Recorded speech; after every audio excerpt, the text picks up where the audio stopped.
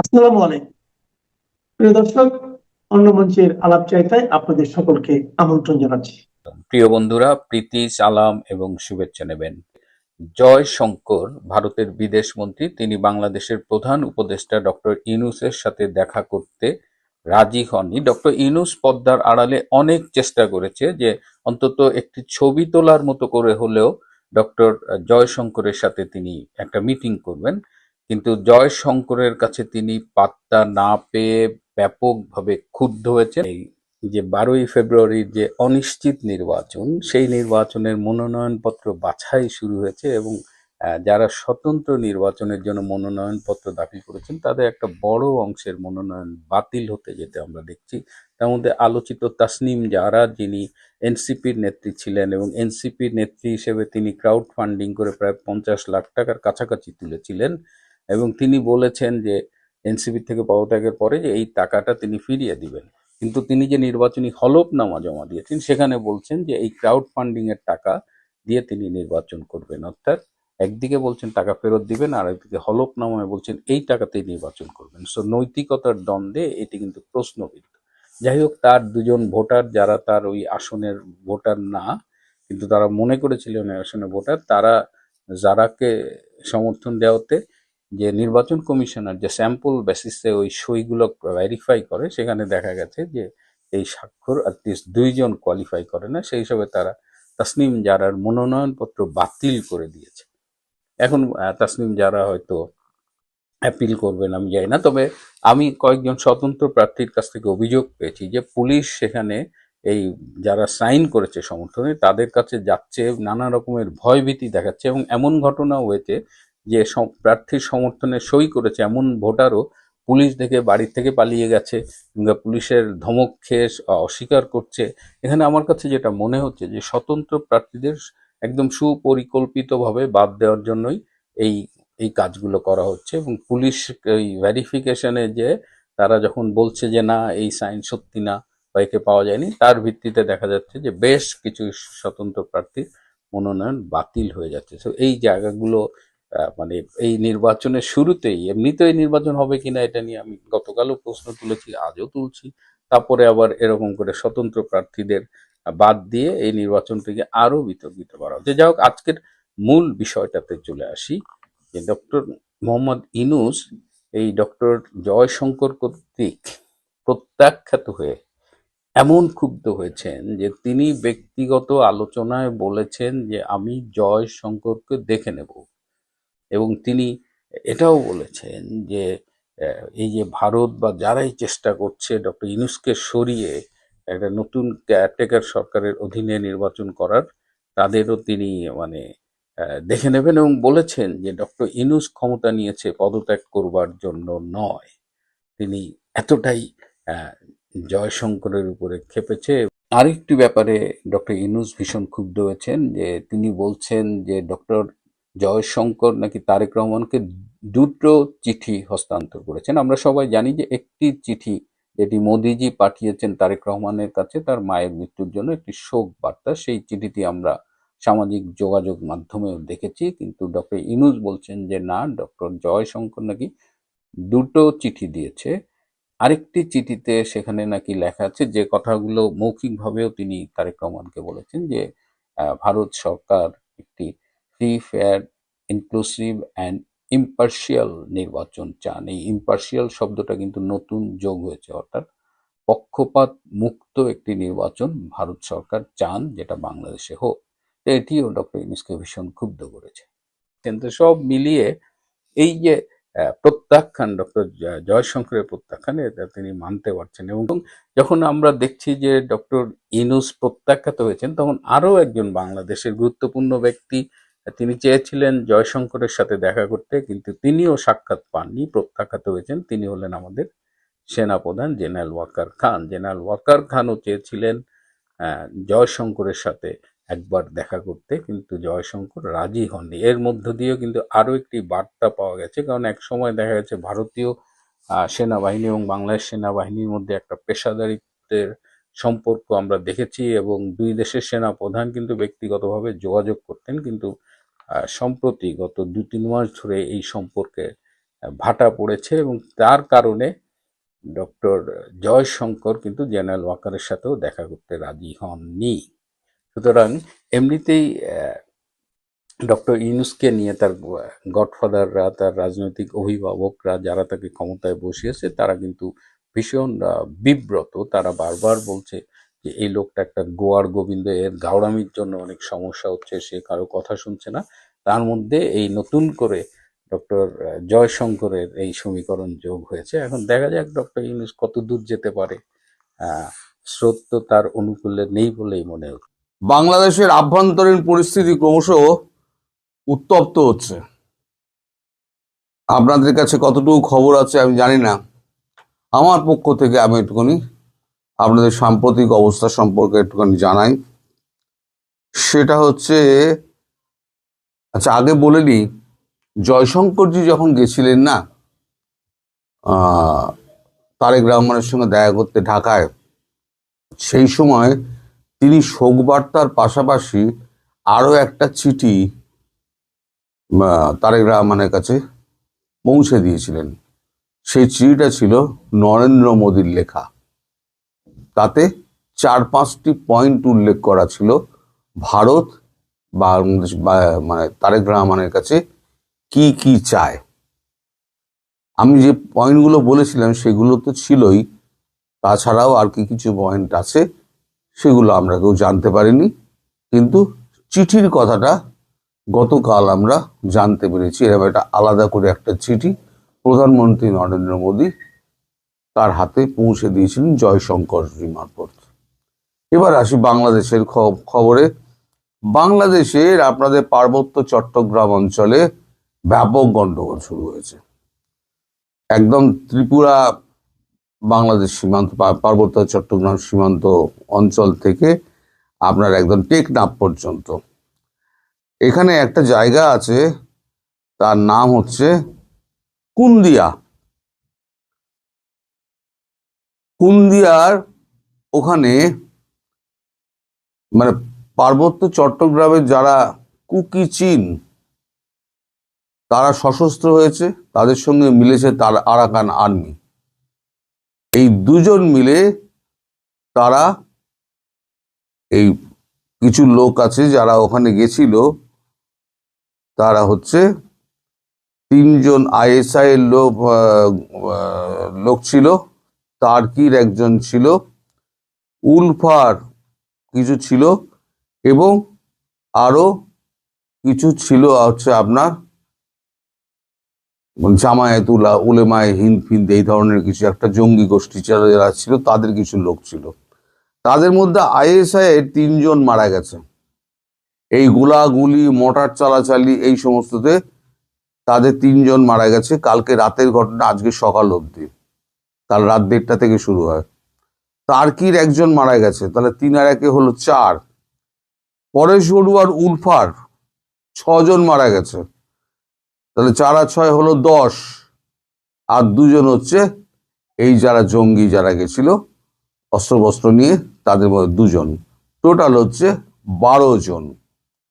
এই 12 জন মারা যাওয়ার পর তাদের লাশ ফাঁস ফেলে বাকি যারা ছিল তারা পালিয়ে গেছে। আর আজকে সকালবেলা টার্কির যত গোয়েন্দা বাহিনী ছিল এবং অন্যান্য লোক ছিল তারা সব ফিরে গিয়েছে, তারা আর বাংলাদেশের মধ্যে নেই। রয়ে গেছে কিছু ISI, তারা হয়তো খুব শিগগির যাবে, কারণ তারেক রহমানের সঙ্গে যে কথাবার্তা হয়েছে তারেক রহমান সেই অনুযায়ী মোটামুটি কাজ করছে বলে মনে করা হচ্ছে, এখনো পর্যন্ত মনে করা হচ্ছে। এখানে আরাকান আর্মি প্রায় 5000 লোক রয়েছে সশস্ত্র, 5000। আর্মি বলা ঠিক হবে না, তার সশস্ত্র লোক রয়েছে আরাকান আর্মি, স্বঘোষিত আর্মি আর কি। তাদের কাছে প্রচুর অস্ত্র রয়েছে এবং কুকি চীন যারা শান্তি বাহিনী করেছে তাদের কাছেও ইদানিং বা কিছু অস্ত্র তাদের কাছে এসছে, মডার্ন ওয়েপেন। দুপক্ষের মধ্যে ঝামেলাটা তৈরি হয়েছে, কারণ এর আগে যখন এই গন্ডগোলগুলো শুরু হয় তখন এই সমস্ত সন্ত্রাসবাদীরা পার্বত্য চট্টগ্রামে গিয়ে ব্যাপক হামলা করেছিল, মারধর বা বাড়ি বা ঘর জ্বালাও, এই সমস্ত আক্রমণ টাক্রমণ করেছিল। তারপরের থেকে এই শান্তি বাহিনী এরা আর কি একত্র হতে শুরু করে এবং প্রতিরোধ গড়ে তোলে। তাদের সঙ্গে মিলে গেছে, হাত মিলিয়েছে আরাকান আর্মি। এখন এই যে পার্বত্য চট্টগ্রাম একেবারে ত্রিপুরার ওই অঞ্চল থেকে একদম ফেনী পর্যন্ত এই অঞ্চলটা তারা স্বাধীন রাষ্ট্র ঘোষণা করার দাবিতে এখন মারপিট চালাচ্ছে তাদের মানে স্বাধীনতার দাবিতে। তারা বলছে আমরা স্বাধীনতা চাই। এখন এই যে আপনাদের ওখানে একটা পোস্ট আছে, মানে সেনা পোস্ট আছে কাছাকাছি, টেকনাফের ওখানে একটা সেনা পোস্ট আছে। সেই সেনা পোস্টের সদস্য যারা সেনা সদস্য, তারা ওই ক্যাম্পের মধ্যেই ছিলেন। তারা গোলাগুলির শব্দ শোনা সত্ত্বেও তারা কিন্তু বেরোননি। তারা কিন্তু কোনোভাবেই দেশকে রক্ষা করতে পারছেন না। আরাকান আর্মি দেশের মধ্যে ঢুকে জলকেলি করে চলে যাচ্ছে বিডিআর এর সামনে, আমরা আর্মির সামনে কেউ কোনো বাধা দিতে পারছে না। এই নপুংসক আর্মিকে দিয়ে আপনারা দেশ রক্ষা করবেন ভাবছেন? আপনারা যে বলছেন সীমান্ত দিয়ে আপনারা এসে 7 সিস্টার দখল করে নেবে, কিন্তু আপনাদের এখানে 7 সিস্টার তো চিকেন নেক তো ছেড়ে দিন, আপনার চিকেনের যে গলা আছে, এই ঠ্যাং আছে, চিকেন লেগ, সেটাই তো এখন হাতছাড়া হওয়া শুরু হয়ে গেল। তো যাই হোক, এখন অবস্থা যেটা পৌঁছেছে সেটা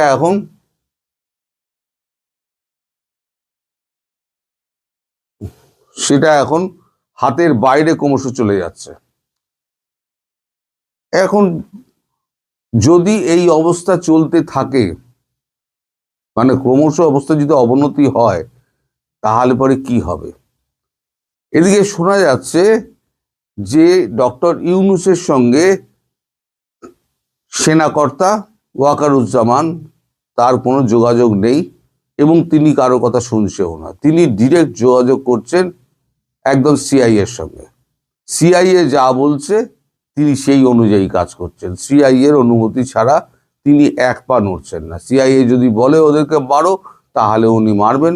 সিআইএ যদি বলে তুমি ক্যাম্পে চুপ করে বসে থাকো, ও চুপ করে বসে থাকবে।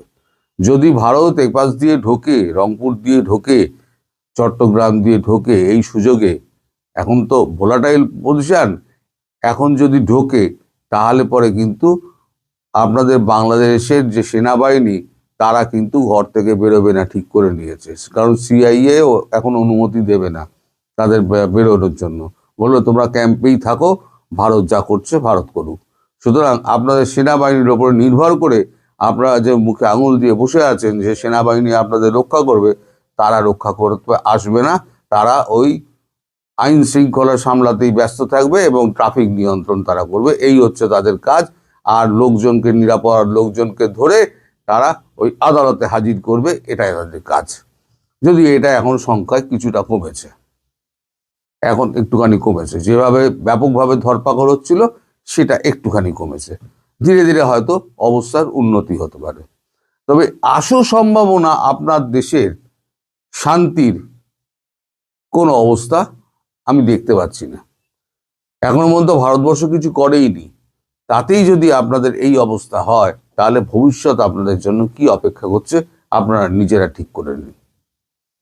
এদিকে ওয়াকারুজ্জামানের মানে বিরোধী যারা ছিল তারা কিন্তু সব মোটামুটি এখন সেট হয়ে গেছে। এখন সবাই ওয়াকারুজ্জামানের পক্ষে, কারণ সবার প্রাণের দাম আছে। আলটিমেটলি সবাই বোঝে আমার যদি প্রাণটা বাঁচে তাহলে আমার ফ্যামিলি বাঁচবে, আমি বাবা কবরের নিচে যাব না। কে গুলি খেতে চায় বলুন? এপাশেও শত্রু, ওপাশেও শত্রু। মানে আপনি যদি বাংলাদেশিবাসী হন তাহলে ভারত আপনাদের শত্রু, কুকি চীন আপনাদের শত্রু। তাহলে কুকি চীন, আরাকান আর্মি এরা একটা শত্রু, ভারতবর্ষ একটা শত্রু। তার দুই শত্রু মিলে ঘিরে ধরেছে আপনাদের যে সেনাবাহিনী, সে হাতে হাত দিয়ে চুপ করে বসে রয়েছে, এই হচ্ছে তার কাজ। এখন আমাদের ডক্টর ইউনূস, তিনি এখন কি করবেন ঠিক করতে পারছেন না।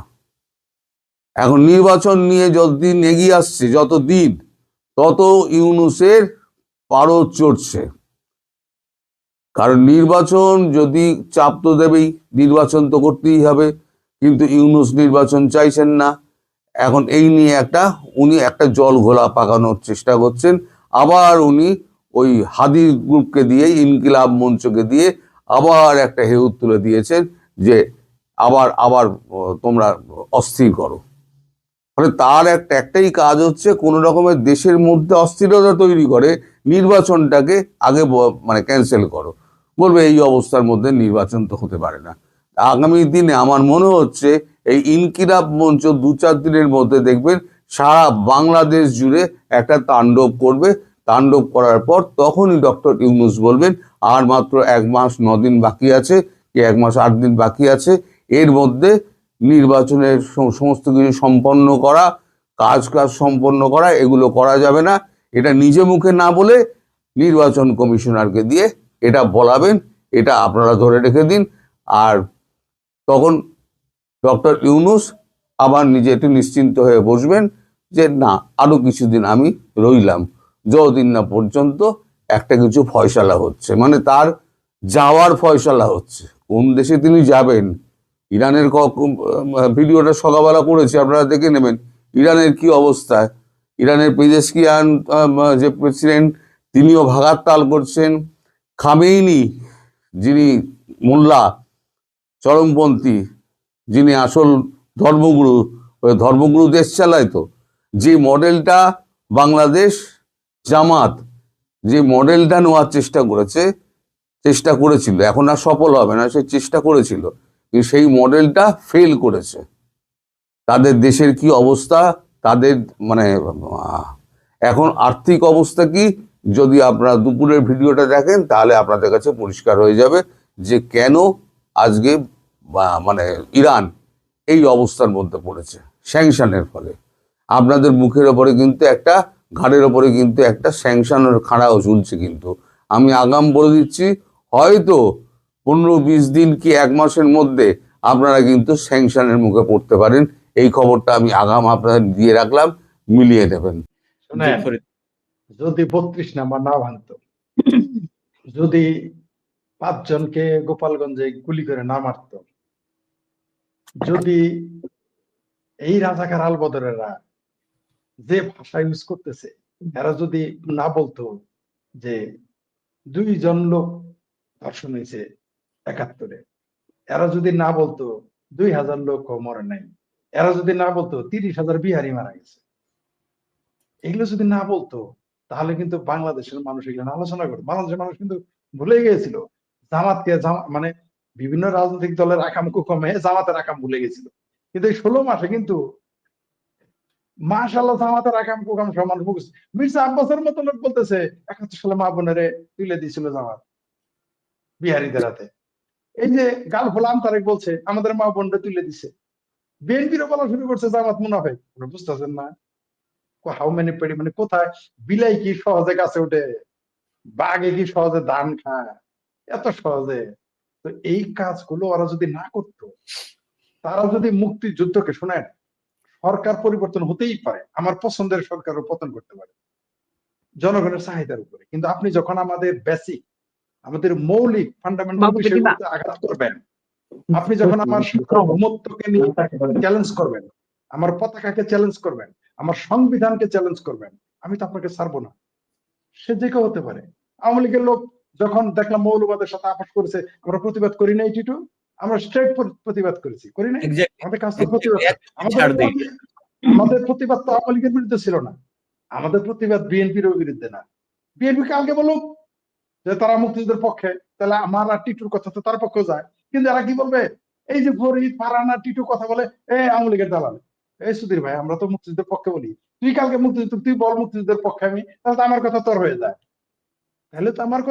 যায়, আসসালামু আলাইকুম দর্শক, প্রথমে যারা সিপি চেনেন না, সিপি মানে ওই যে ফাস্ট ফুড সিপি না, সিপি হলো আমাদের এলাকায় আগে যখন সিরাপ খাওয়াইতো না, ওই যে 4 চামচ 1 চামচ 1 চামচ হলো 1 সিপি খাওয়াই দেয়, 2 সিপি খাওয়াই দেয়। তো এনসিপি কমতে কমতে 3 সিপিতে আসছে কিনা, মানে 3 সিপি বলতে বোঝায় যে খুব মিনিমাম কিছু একটা আর কি।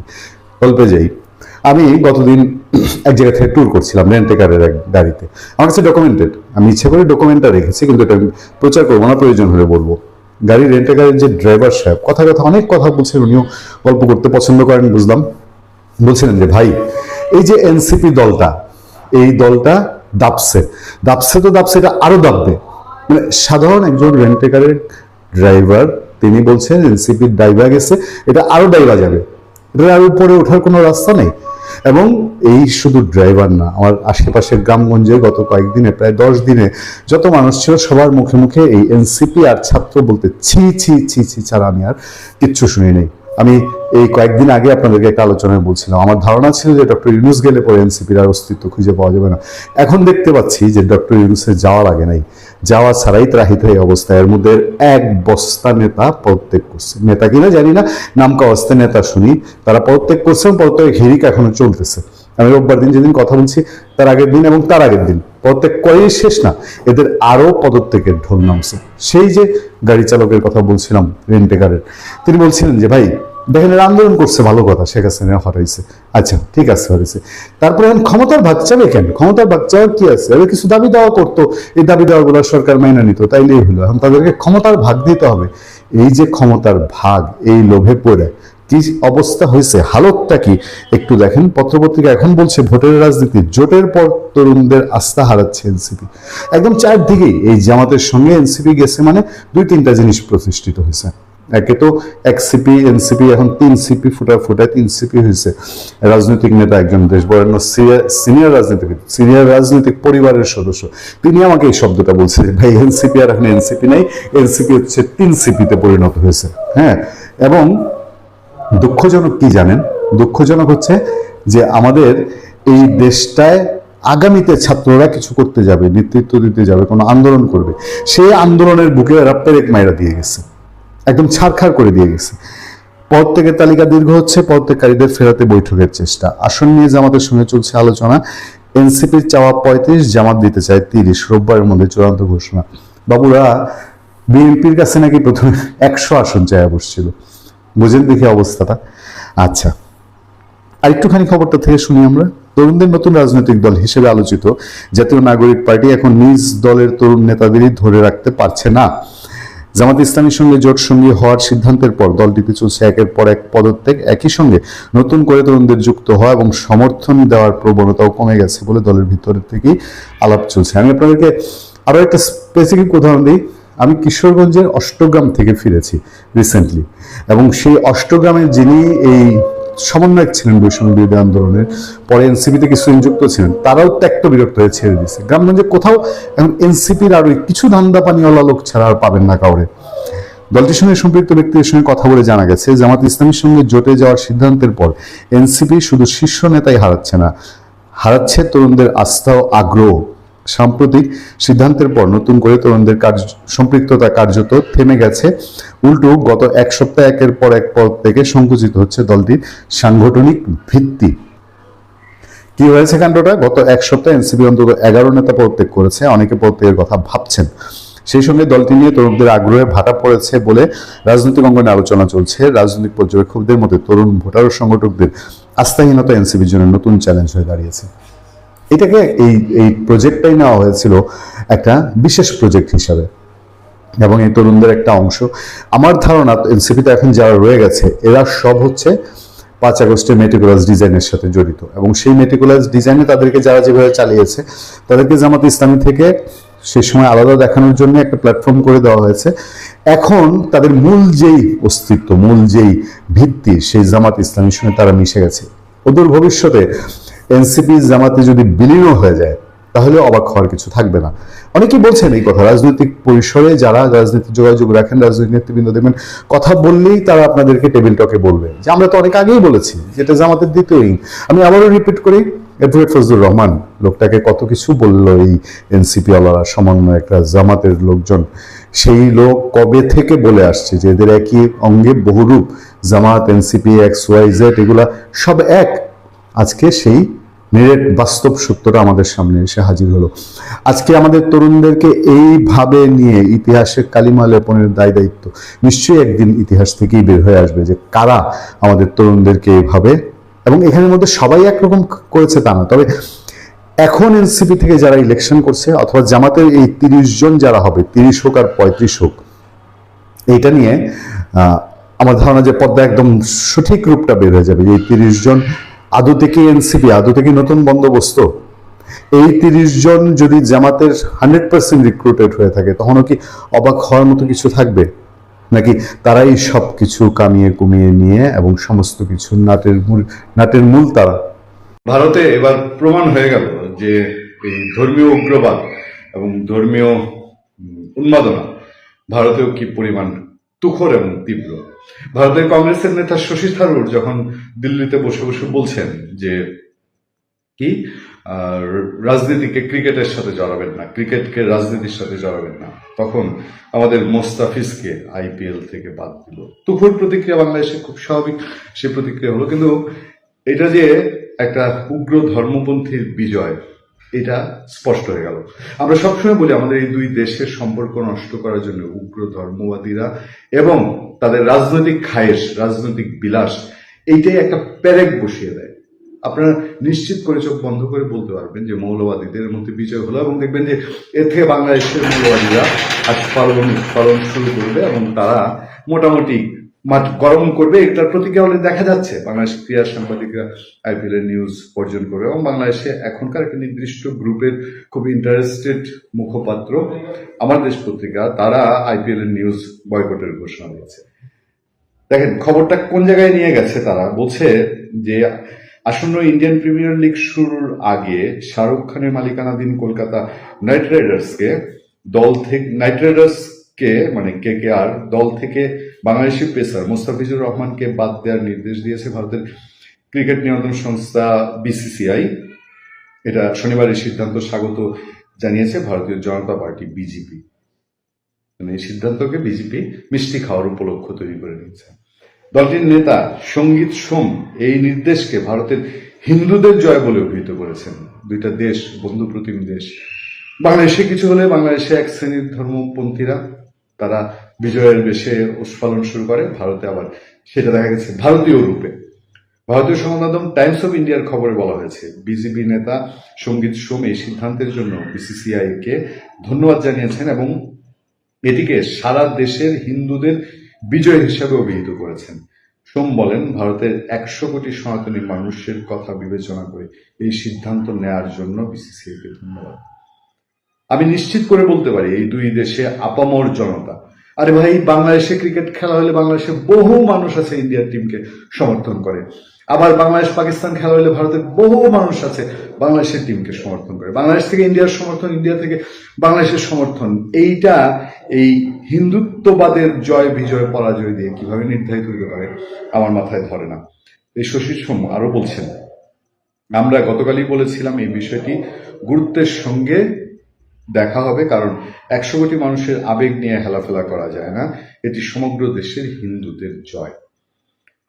শনিবার দিনের শুরুতে বিসিসিআই সচিব দেবব্রত সাইকিয়া জানান, চারদিকে ঘটে চলা সাম্প্রতিক পরিস্থিতির প্রেক্ষাপটে এই সিদ্ধান্ত নেওয়া হয়েছে। আমি আরেকটা ডেঞ্জারাস খবর দেখেছি, সেই খবরটা আমার কাছে মনে হয়েছে আরো বেশি উস্কানিমূলক, আরো বেশি খোঁচা দেয়া। সেই খবরটার ভেতরে একটা জায়গায় বলা হচ্ছে, দেখেন আমি যদি আপনাদেরকে নজর দিই, যে কলকাতার এই বিবৃতিতে বলা হয়েছে কলকাতা নাইট রাইডার্স নিশ্চিত করছে যে ভারতীয় ক্রিকেট বোর্ড আইপিএল এর পরবর্তী পর্বের আগে মোস্তাফিজুর রহমানকে দল থেকে ছেড়ে দেওয়ার নির্দেশ দিয়েছে। কতটা ভয়ঙ্কর যে সেই খবরে আছে, দেখেন আমার হাতে যে খবরটা, সাম্প্রতিক সময়ে বাংলাদেশের ধর্মীয় সংখ্যালঘুদের বিরুদ্ধে সহিংসতার অভিযোগ এনেছে বেশ কিছু ভারতীয় সংবাদ মাধ্যম, যেটা নিয়ে দেশটির সাধারণ মানুষের মধ্যে ব্যাপক ক্ষোভ দেখা যাচ্ছে। এমন উত্তেজনার মধ্যে আইপিএল এর নিলাম থেকে মোস্তাফিজকে নেওয়ায় খোদ কলকাতা মালিক শাহরুখ খানের উপর চলেছেন ক্রিকেট প্রেমী থেকে শুরু করে বেশ কয়েকজন বিজেপি নেতা। পরিস্থিতি ঘোলাটে হওয়ায় একরকম বাধ্য হয়ে মুস্তাফিজকে ছেড়ে দেওয়ার জন্য কলকাতাকে নির্দেশ দিয়েছে বিসিসিআই। এরপরে আরো আছে বিজেপি নেতা অরুণ বাগাচি বলেন, কোন বাংলাদেশি ক্রিকেটার আইপিএল এ খেলবে আর আমরা সেটা হতে দেব না। এমন কিছু হলে আমরা শাহরুখ খানকেও কলকাতায় ঢুকতে দেব না। বাংলাদেশি ক্রিকেটাররা এখানে খেলে টাকা নিয়ে যাবে, আর ওদিকে অন্য বাংলাদেশিরা অস্ত্র সরবরাহ করবে, সে অস্ত্র দিয়ে আমাদের হিন্দু ভাইদের মারা যাবে, সেটা কিভাবে হয়?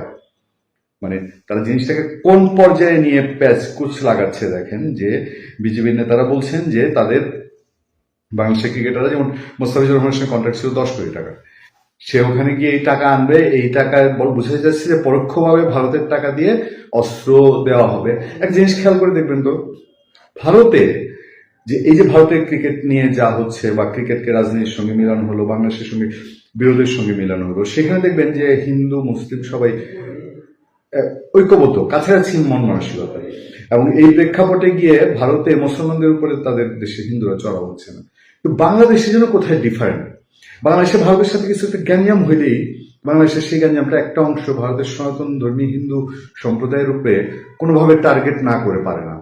ফলে যেটা হয় যে ভারতে বসে থাকা হিন্দু উগ্রবাদী যারা, তারা এই জিনিসটা লুফে নিয়ে যেমনি ইচ্ছা তেমনি, আর যেহেতু তারা শক্তিশালী দেশ, শক্তিশালী প্রতিবেশী, তাদের হাতে বহু মেকানিজম, তারা তখন বাংলাদেশকে এক হাত নেওয়ার চেষ্টা করে। যাক, নিশ্চয়ই ক্রিকেটের জন্য পৃথিবীর ইতিহাসে একটা ন্যাক্কারজনক ঘটনা ঘটলো যে এইরকম ভারতীয়রা মানে একটা জাতিগতভাবে একটা দেশ। আমি আরেকটা খবর দেখেছি যে এই সিদ্ধান্ত যে বিসিসিআই নিজে একা নিয়েছে তা না, এটা উপর থেকে মানে কেন্দ্র থেকে এই সিদ্ধান্তের জন্য প্রেসার দেওয়া হয়েছে, প্রেসার দিয়ে মোস্তাফিজকে বাদ দেওয়ার সিদ্ধান্তটা বাস্তবায়ন করা হয়েছে। ভালো থাকবেন, সুস্থ